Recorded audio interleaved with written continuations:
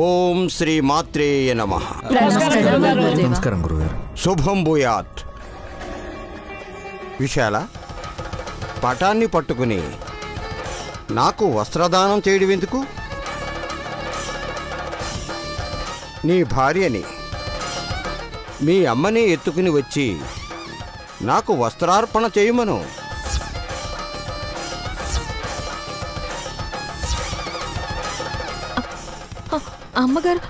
అమ్మగారు ఎక్కడున్నారు స్వామి? ఇక్కడే ఉన్నారు కదా నయని.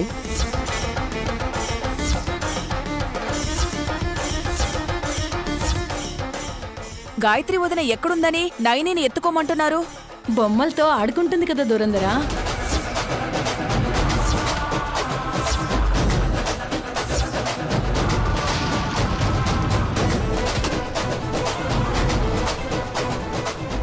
ఈ పిల్ల